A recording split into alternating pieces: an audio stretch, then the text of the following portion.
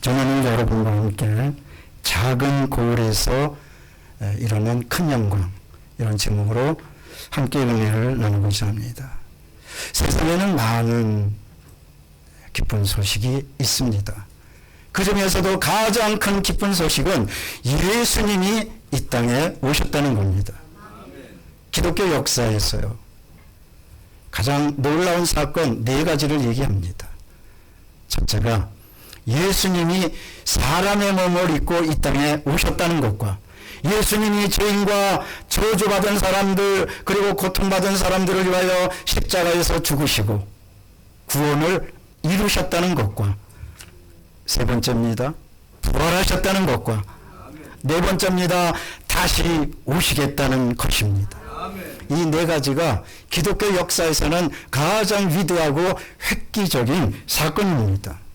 우리가 사도신경을 고백합니다. 이 사도신경에는 이 4가지가 다 들어가 있습니다. 어떤 사람들은 그렇게 말합니다. 사도신경이 뭐냐 그러니까 사도들이 신경 써서 만들었다고. 그게 아니에요. 사도들의 믿음의 고백입니다. 밀라노 때 로마에서 이제 모든 크리스찬들이 다 모여서 신앙을 고백하고 그럴 때, 그때 390년에 바로 이 사도신경을 만들어서 그 다음부터 서방교회에 퍼지면서 오늘날까지 놀랍게도 이 사도신경을 다 고백하고 있는 겁니다. 캐톨릭서부터 모든 교회들, 특히 한국교회에서는 더 이 사도신경을 정말 믿음으로 받아들이고 고백하고 또 삶에 실천하도록 노력하고 있는 겁니다. 그 사도신경에서도 분명히 나와 있습니다. 예수님께서 이 땅에 오신 것을 분명히 기록하고 있습니다. 특별히 오늘 미가서 5장 2절에는 예수님이 700년 전에, 예수님이 오시기 700년 전에 콕 집어가지고 베들레헴에서 태어나실 것, 메시아가 베들레헴에서 태어나시는데 그 베들레헴을 이르기를 작은 고을이라고 표현하면서 예언하고 있습니다. 미가라는 이름의 뜻은 누가 하나님 같으랴, 누가 여호와 같으랴, 세상에 여호와 같은 분이 어디 있을까, 이런 뜻입니다. 그는 700년 전, 예수님 오시기 700년 전에 이미 유다와 이스라엘에게 하나님의 말씀 크게 증거한 위대한 선지자였습니다. 그때 시대는 참으로 암울했습니다. 몇 가지 점에서 그렇습니다. 첫째가 종교적 타락이었습니다. 종교 지도자들은 자기의 기득권을 위해서 애썼으며, 그리고 이 종교를 가지고 돈을 벌려고 막 그랬습니다. 뿐만 아닙니다. 어디 가서나 재판이 문제입니다. 유전 무죄, 무전 유죄처럼 그렇게 재판관들이 뇌물을 받고 돈을 받고 막 재판을 국대한 겁니다. 그러니까 종교적으로 타락해서 사람들은 바알을 섬기고 이방 사신을 섬기고 하나님을 섬기지 않았습니다. 사회적으로 많은 부패와 불의가 가득 찼습니다. 그것을 분명히 기록한 말씀이 미가서 3장 11절입니다. 그들의 우두머리들은 뇌물을 위하여 재판하며 그들의 제사장은 싹스를 위하여 교훈하며 그들의 선지자는 돈을 위하여 점을 치며 여호와를 의리하여 이르기를 여호와께서 우리 중에 계시지 아니하냐, 재앙이 우리에게 임하지 아니하리라 하는도다. 종교가 타락했죠. 사회가 타락했습니다. 불의가 가득 찼습니다. 그러나 또 가장 큰 문제가 있었습니다. 그것은 아수르 침략입니다. 아수르는 BC 622년에 이스라엘을 공격해서 이스라엘이 이제 망하게 됐는데, 여러분 생각해 보십시오. 이제 나라가 망하게 됐는데 내부적으로도 불의와 부패가 가득 넘쳐나고 사람들은 하나님을 섬기기보다 세상 사신을 섬기면서 자꾸 빠져들어가고 있는 겁니다. 그럴 때 바로 미가가 외치는 겁니다. 미가서 6장 1절에 보면 들을지어다, 너희는 들을지어다 하면서 간곡하게 하나님 앞으로 나오라는 겁니다. 왜냐? 하나님 앞으로 나오는 사람만이 살기 때문입니다. 이 세상 다른 거 다 쫓아가면 허망하고 무너집니다. 오직 하나님께만 나오는 사람만이 삽니다. 아모스 선지자도 그래서 너희는 하나님을 찾으라, 야훼를 찾으라. 베델로 가지 말고 길갈로 가지 말고 브엘세바로 가지 말아라. 너희는 야훼를 찾으라. 그리하면 살리라. 여러분, 베델과 길갈과 브엘세바에는 금송아지가 있었어요. 그걸 경배하고 찬양하고 금송아지 앞에 엎드렸던 겁니다. 하나님 앞에 엎드려야 되는데 세상을 섬긴 겁니다. 그러니까 유다와 이스라엘은 망할 수밖에 없었습니다. 오늘날도 마찬가지입니다. 세상이 시끄럽습니다. 일본에도 지진 소식이 있고 또 기상이변이 속출하고 있고 또 재판도 많은 어려움을 겪고 있고 세상은 자꾸 괴이한 일들이 발생하고 있습니다. 이럴 때 우리는 누구를 의지해야 됩니까? 오직 하나님만을 의지해야 되는 겁니다. 오늘 우리는 하나님을 의지하기에 나왔습니다. 하나님을 의지하는 사람 하나님이 살려주십니다. 예배하는 여러분 모두가 하나님이 살려주실 줄로 믿습니다.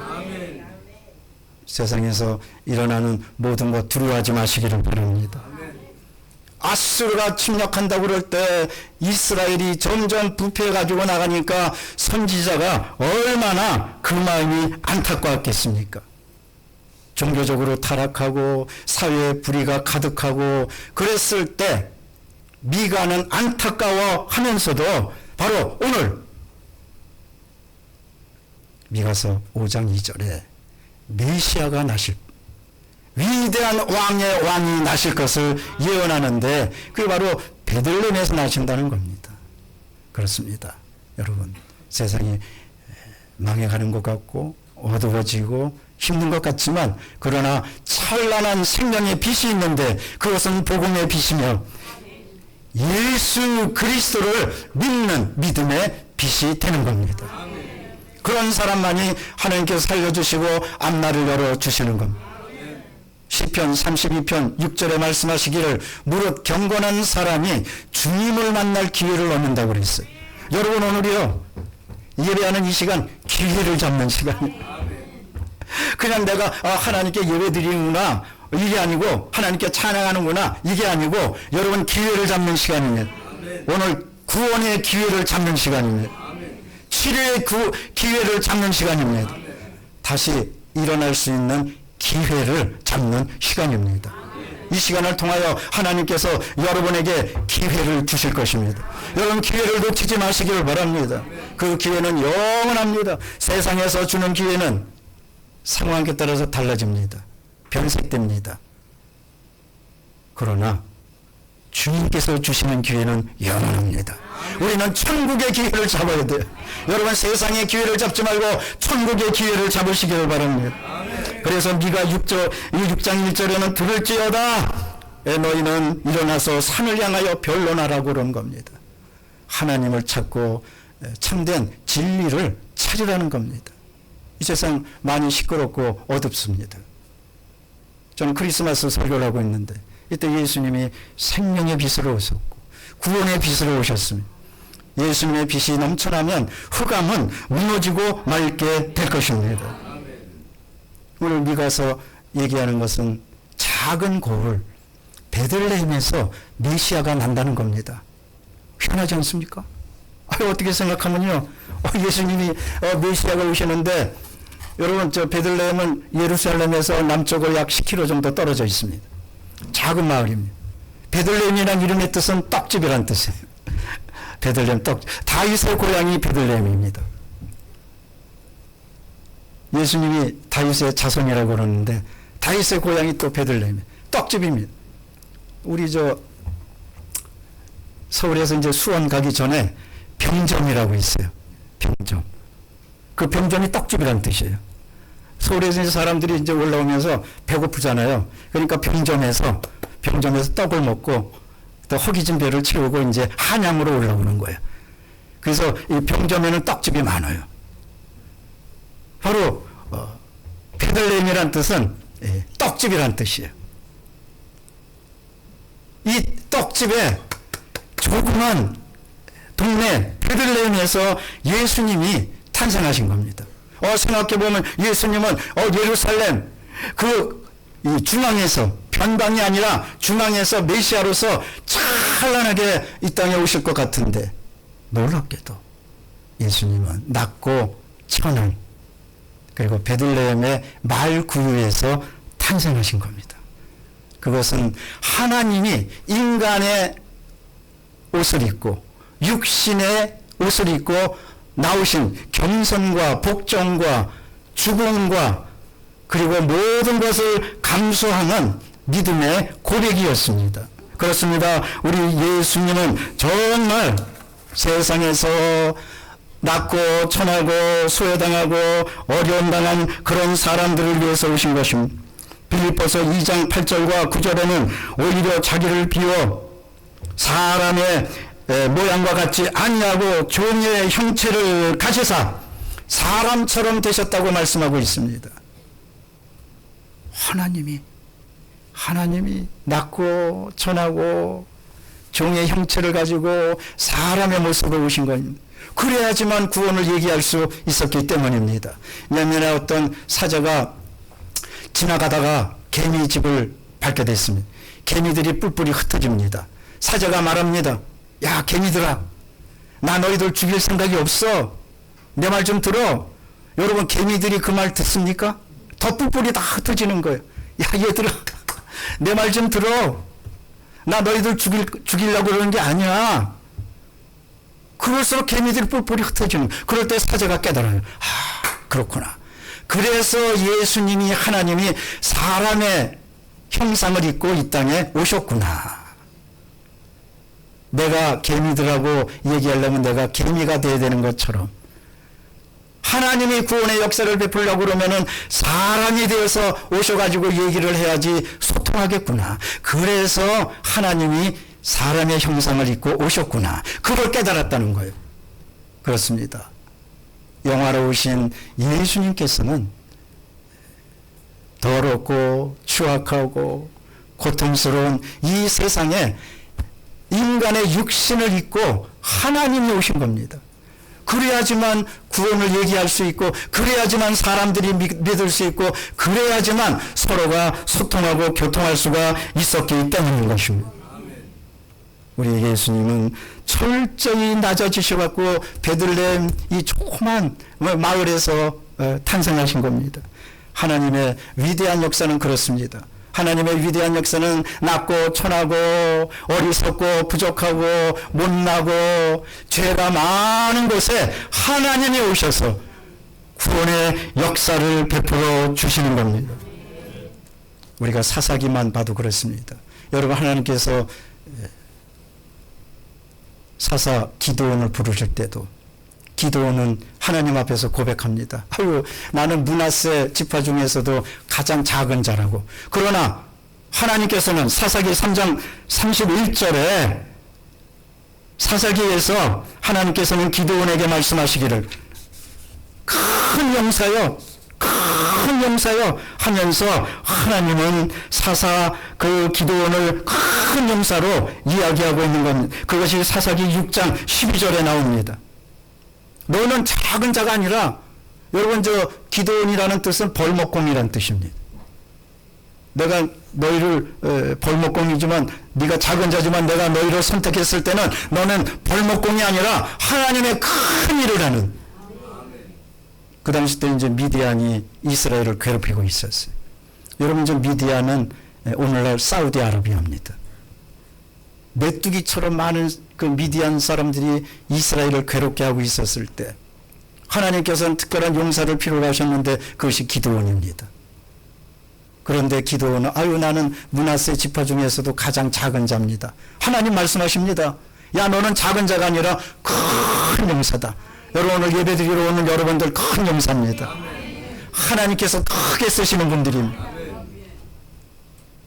예수님이 베들레헴 작은 곳에 오셔서 큰 영광의 역사를 일으켰듯이 예수님 말씀하십니다. 나는 생명의 떡이다. 여러분, 그렇습니다. 예수님은 우리에게 베들레헴은 떡집이란 얘기 아니에요? 예수님 우리에게 생명의 떡으로 오신 거예요. 낳고 천한 곳에 오셨는데 그것으로 끝나지 않고 베들레헴에서 구세주 메시아 위대한 영광의 역사가 일어나게 되었던 겁니다. 오늘날도 마찬가지입니다. 여러분 스스로를 나는 작고 연약하고 미약하고 세상에 자꾸 모든 일이 안 되는 것 같고 하는 일마다 뒤틀어지고 아닙니다. 예수 그리스도의 은혜가 임한다면 여러분 이곳에서 하나님의 위대한 영광이 나타나게 될 것입니다. 저 여의도가 오늘 이렇게 변했는데요. 서울 여의도도요. 여의도라는 말이 너여자, 어조사, 의자, 섬도자예요. 그러니까 너 같은 것도 섬이냐? 그게 여의도란 말이에요. 섬 같지도 않으니까.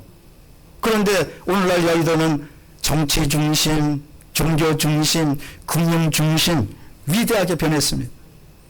저요 여기 화도 이 지역도 위대하게 변할 겁니다. 베들레헴이 큰 영광을 갖듯이 앞으로 향후 5년 안팎으로 이것이 하나님께서 함께해 주셔서 이제 여기에는 큰 고속도로가 큰 길이 뚫리게 되고 학교가 들어서게 되고 주민센터가 여기 오게 되고 그 다음에 복지시설이 들어오게 됩니다. 주차장이 생기고 이쪽 지역에서 이 화도 중심에서 우리 교회가 될 겁니다. 아멘. 마찬가지입니다. 여러분의 삶에서도요. 여러분의 삶에서도 내 삶이 지금 보잘것없고 어려운 것 같고 힘든 것 같고 낭패당한 것 같고 실패한 것 같고 어쩔 수 없는 것 같고 자꾸 하는 일마다 안 되는 것 아닙니다. 베들레헴에서 위대한 영광이 나타나듯이 여러분의 삶에서도 위대한 영광 하나님의 역사가 나타나게 될 것입니다. 아멘. 그러므로 어떠한 일이 있어도 하나님께 돌아오고 변화를 꿈꾸시기를 바랍니다. 예레미야 26장 18절에서 19절에 보면 성경은 이렇게 기록하고 있습니다. 히스기야가 바로 미가의 예언을 듣고 돌이켜서 하나님께 간절히 간구했다고 그랬습니다. 왕이 선지자의 말을 듣고 하나님을 찾으니까 히스기야는 위대한 하나님의 일을 할 수 있게 되었던 겁니다. 그러므로 내가 조그만 베들레헴 같은 고을이라 할지라도 거기서 메시아가 나왔듯이 내 삶이 초라하다 할지라도 하나님의 말씀을 듣고 믿음을 회복한다면 여러분의 삶은 달라지게 될 것입니다. 어떠한 일이 있어도 두려워하지 마시기를 바랍니다. 그래서 미가 4장 4절은 약속하십니다. 가슴에 손얹고 잘 들어보시기 바랍니다. 각 사람이 자기 포도나무 아래와 자기 무화과 나무 아래에 앉을 것이라. 그들을 두렵게 할 자가 없으리니 이는 만군의 여호와의 입에서 이같이 말씀하셨느니라. 무화과 나무와 포도나무는 영광과 승리와 번영과 축복과 은혜를 상징합니다. 이 믿음을 가진 사람, 하나님께 대하여 내가 죄인임을 고백하며 하나님 앞에 달라진 사람들은 무화과 나무, 포도나무에 앉는 것처럼 영광과 축복과 승리와 하나님의 큰 역사를 체험하게 된다는 것입니다. 아수르가 쳐들어온다 할지라도 세상이 참 옛날이나 지금이나 똑같아요. 에이, 세상 더럽다고. 더러운 세상 정말. 가진 사람들이 득세하고 못 가진 사람들은 자꾸 소외당하는 것 같고 그러나 여러분 환경을 두려워하지 마십시오. 내가 자꾸 저주받은 것 같고 내가 안 되는 것 같고 그거 바라보지 마십시오. 베들레헴에서 일어난 영광을 바라보시기 바랍니다. 아멘. 천국의 영광을 바라보시기 바랍니다. 은혜의 영광을 바라보시기를 바랍니다. 축복의 영광을 바라보시기를 바랍니다. 우리는 더 이상 뒤처지는 존재가 아닙니다. 하나님이 창조하신, 하나님이 만들어주신 위대한 존재가 되는 겁니다. 우리 예수님이 그런 우리를 다시 살리시려고 그렇게 낮고 천하고 보잘것없는 이 세상에 오셔서 죄인들을 구원해 주시고 소외당한 사람들을 다시 일으켜 주신 것. 성경에 보면 가장 성경이 66권으로 되어 있는데요. 가장 위대한 은혜 받은 여인의 기록이 나옵니다. 룻기입니다. 여러분 성경에서요.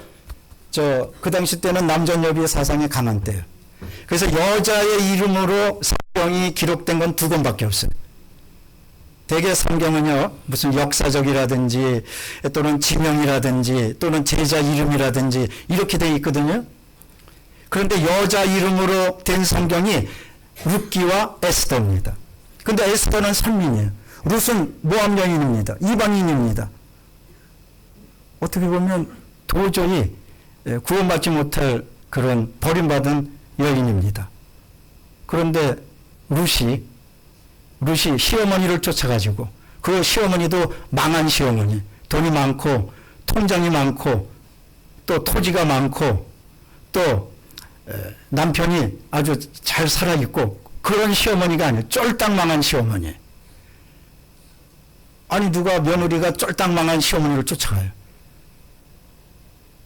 어떤 사람은 하와가 왜 이렇게 오래 살았느냐? 시어머니가 없어서 오래 살았다고 해요. 시어머니가 보기 싫다고 시금치도 안 먹는 사람이 있어요. 시계도 안 본다고 그래. 그런데 쫄딱 망한 시어머니를 쫓아가지고 룻이 어디로 가냐면 이스라엘 간 것이 바로 오늘 말씀과 연관된 베들레헴입니다. 아까 베들레헴은 어디라고 그랬어요? 떡집이라고 그랬어요. 거기서 보아스를 만납니다. 보아스를 통해서 하나님께서 쭉 거룩한 계보를 이루셔서 예수 그리스도까지 탄생한 겁니다. 베들레헴에서 룻이 만났는데, 룻이 보아스를 만났는데, 여러분 성경에서 이방 여인이 자기 이름으로 성경 기록한 것은 룻기밖에 없어요. 그러니까 얼마나 위대한 그 은혜고 위대한 이름입니까? 난 여러분 믿습니다. 여러분이 중심에서 변방에서 고통당한다 할지라도 예수 그리스도를 영접하면 예수님과 함께 살면 은혜의 중심에 서 있게 될 줄로 믿습니다. 생명책에 기록되게 될 것입니다. 하나님의 은혜는 굉장히 놀랍습니다. 내 환경이 작은 고을 베들레헴이라고 절망하지 마시기를 바랍니다. 베들레헴에서 위대한 역사가 일어나는 거예요. 베드로전서 2장 7절에 보면 건축자들의 버린 돌이 모퉁이에 머릿돌이 되었다고 그랬어요. 때때로 나는 버림받은 사람처럼 느껴질 때가 있습니다. 그러나 예수님이 함께 하신다면, 하늘나라가 함께 한다면 여러분 모퉁이의 머릿돌이 됩니다. 축복의 중심이 됩니다. 은혜의 중심이 됩니다. 담대하게 세상을 이어가는 여러분 되시기를 바랍니다. 그 은혜는 지금도 현재 진행형입니다. 베들레헴에서 일어난 큰 영광의 역사가 그냥 역사적인 기록이구나. 아닙니다. 베들레헴의 영광은 이어집니다. 학개서 2장 5절에 보면 하나님의 은혜는 계속된다고 그랬어요.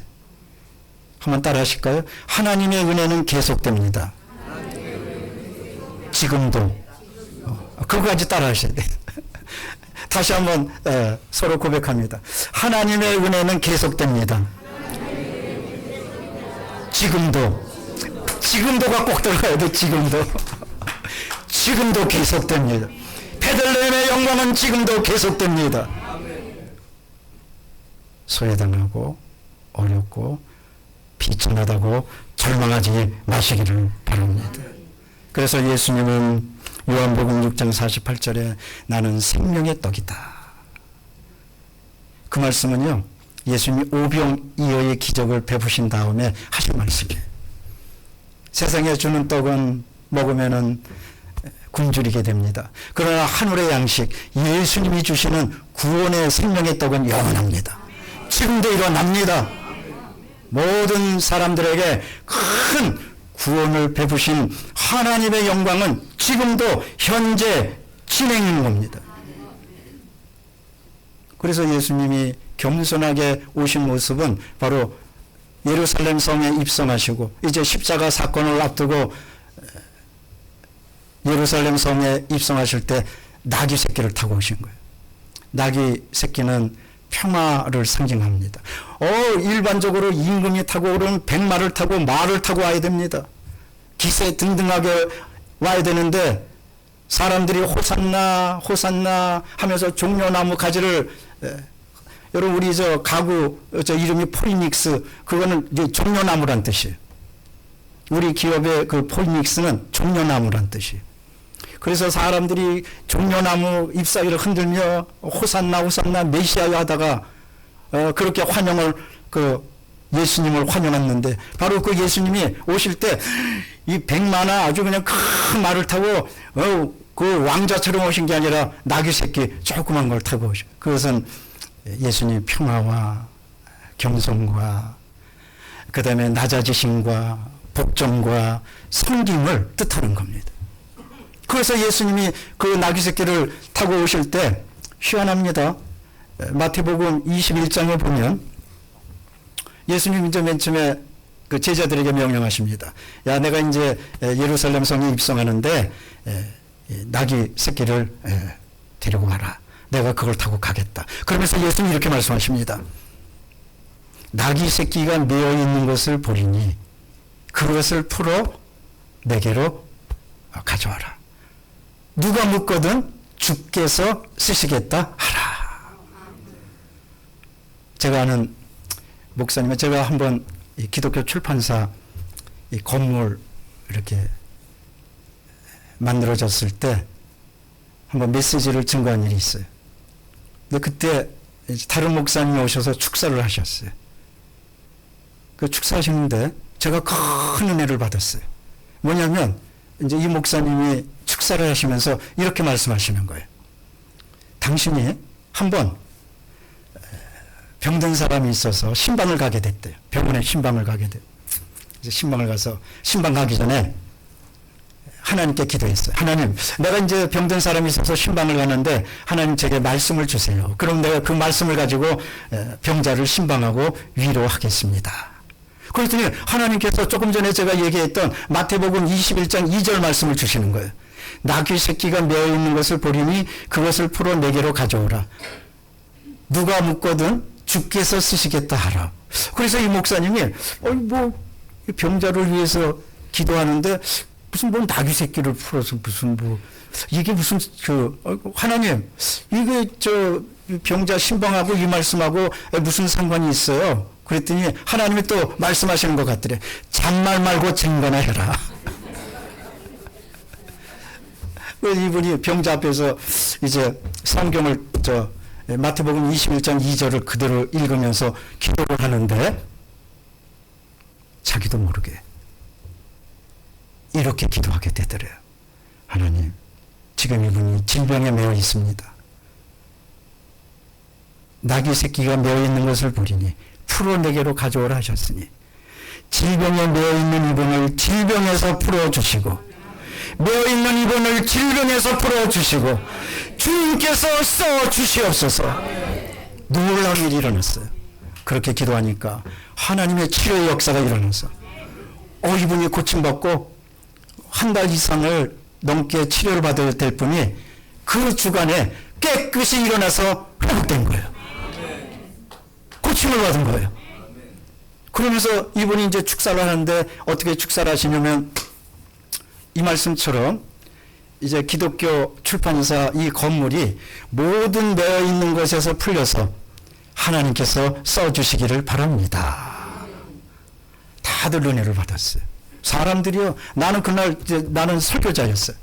설교자가 한 설교는 기억도 안 하고 사람들이 그것만 기억하는 거예요.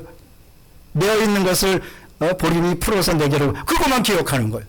더 놀라운 일이 있어요. 이분이 이렇게 증거하는 거예요. 뭐라고 증거하시냐면요. 그때부터 자기가 어디 신방을 가든지 이제 가난한 사람이 있으면은 가난한 사람 신방 가서 그렇게 기도하는 거예요. 하나님, 지금 이분이 가난에 매여 있습니다. 나귀 새끼를 풀어 내게로 가져오라. 누가 묻거든 주께서 쓰시겠다 하셨으니 하나님, 이 가난에 매여 있는 분을 풀어주시고 형통의 축복을 주셔서 이분을 주님의 사람으로 써 주시옵소서. 또 사업을 하거나 어려움이 있거나 심리적으로 압박을 당해서 또 고통당하는 사람이 있으면 또 가서 신방할 때 똑같이 말씀하시는 거예요. 주님, 이분이 심리적으로 압박을 받고 있는데 이 매어 있는 것을 풀어주시고 주님이 써주시옵소서. 놀라운 사실은 그때부터 많은 사람들이 은혜를 얻고 매어 있는 곳에서 해방돼서 주님의 쓰심에 사용하게 되었다는 거예요. 저는 여러분들 축복합니다. 오늘 이 시간 여러분 어떤 문제로 매어 있습니까? 나귀를 타고 오신 예수님이 오늘 여러분에게도 말씀하실 것입니다.